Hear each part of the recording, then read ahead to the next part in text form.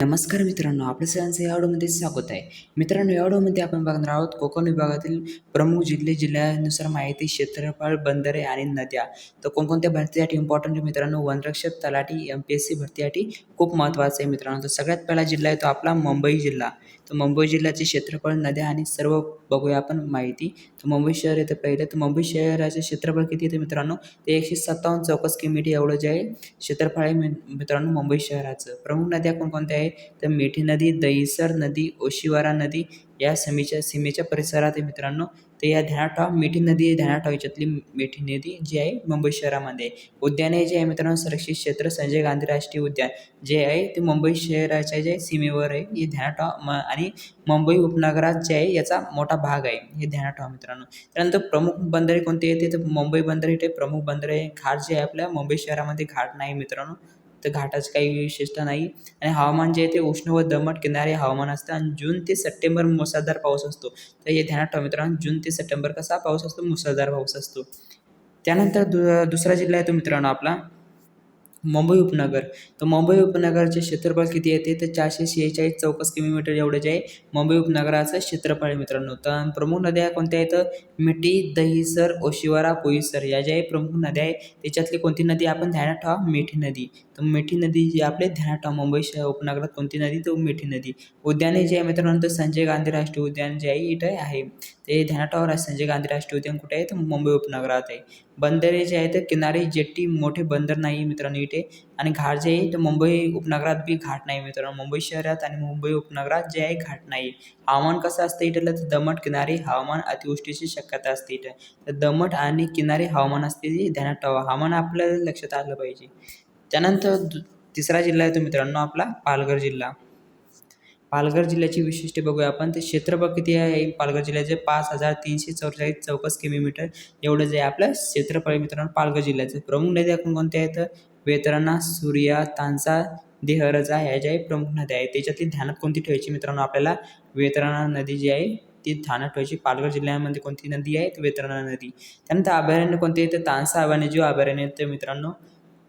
हे ध्यानात ठेवा, तांसा वन्यजीव अभयारण्य जे कुठे आहे, पालघरमध्ये. बंदरे तर डहाणू, तारापूर आणि सातपाटी हे जे बंदरे, 3 बंदरे महत्त्वाचे बंदरे आहेत. तर डहाणू जे बंदर आहे आपल्या इथलं लक्षात ठेवा मित्रांनो. घाट जे येतोय मित्रांनो इथे पालघर जिल्ह्यामध्ये, तर कसारा घाट येतोय जिल्ह्याच्या सीमेजवळ आहे मित्रांनो. कसारा घाट कुठे आहे, ते जिल्ह्याच्या सीमेजवळ आहे. हवामान कसं आहे ते दमट आणि भरपूर पाऊस पडतो पालघर जिल्ह्यामध्ये. कोकणात असल्यामुळे भरपूर पाऊस पडतो या जिल्ह्यामध्ये.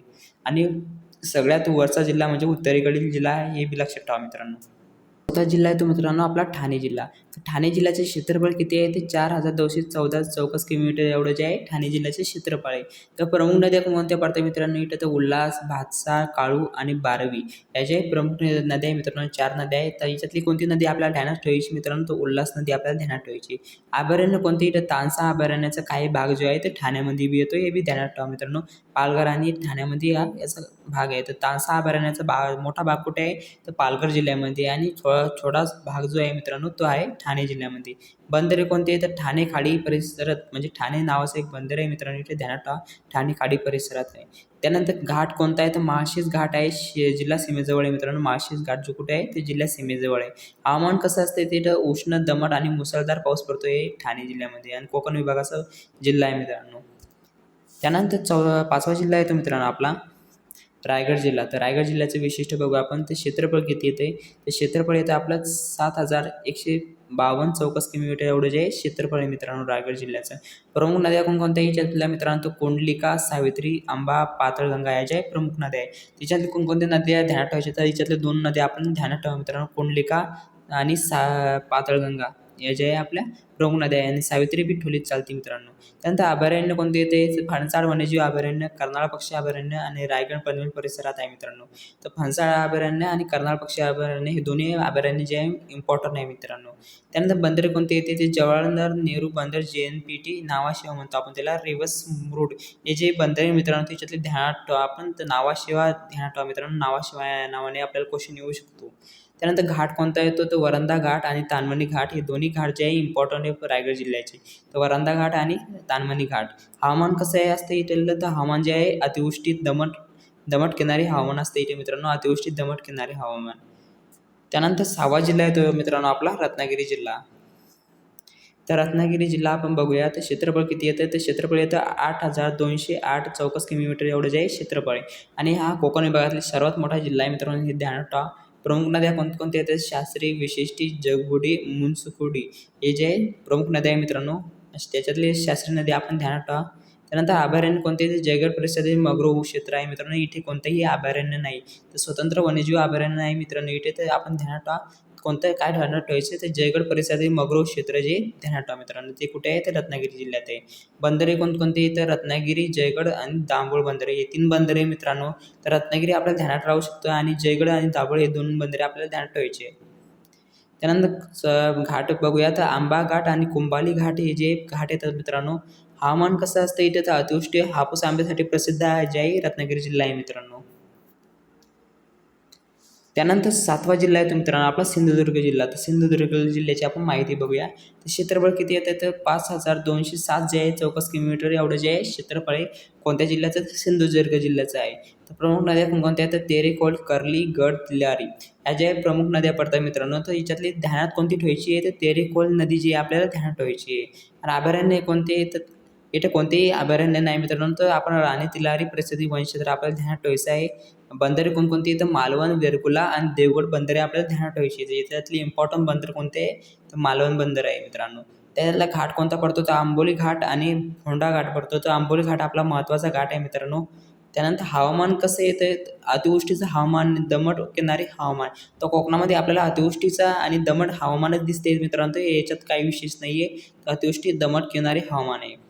मित्रांनो आपण आता बघूया कोकणावरील क्वेश्चन. तर क्वेश्चन पहिला आहे तर मित्रांनो महाराष्ट्रातील प्रमुख नैसर्गिक बंदर कोणते आहे.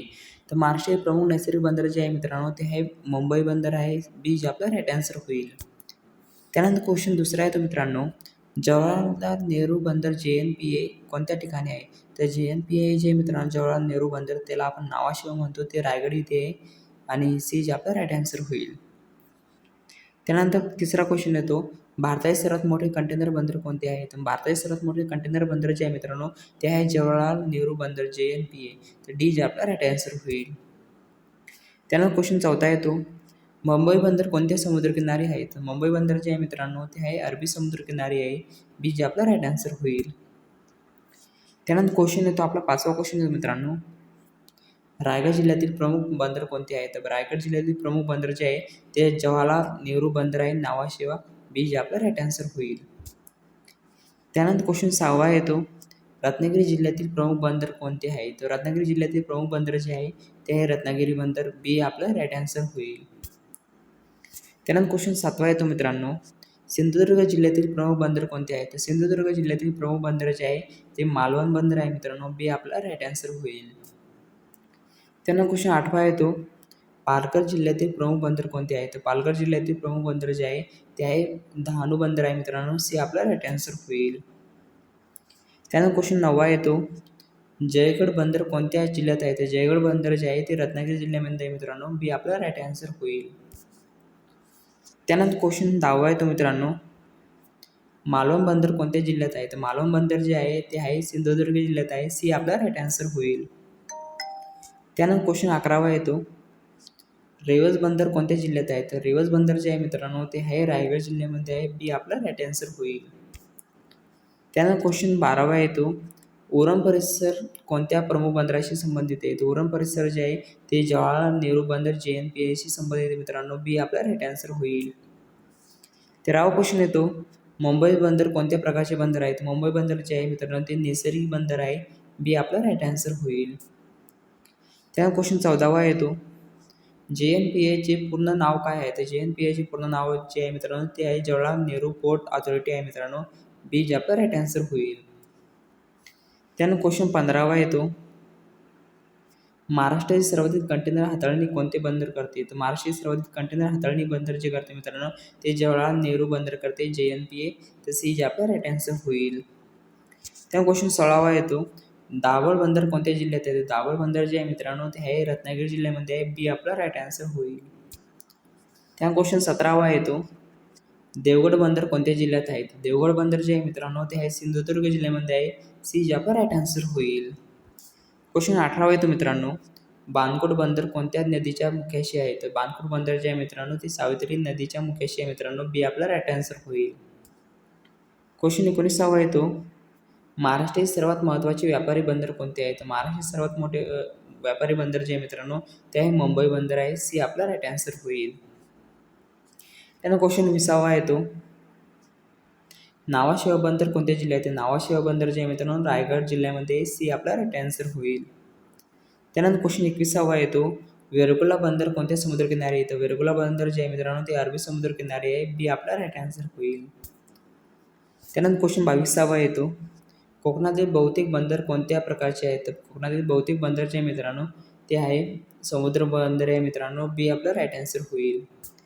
त्यानंतर क्वेश्चन 23 येतो, महाराष्ट्रातील प्रमुख नैसर्गिक बंदर कोणते आहेत? महाराष्ट्रातील प्रमुख नैसर्गिक बंदर जे मित्रांनो ते आहे मुंबई बंदर आहे.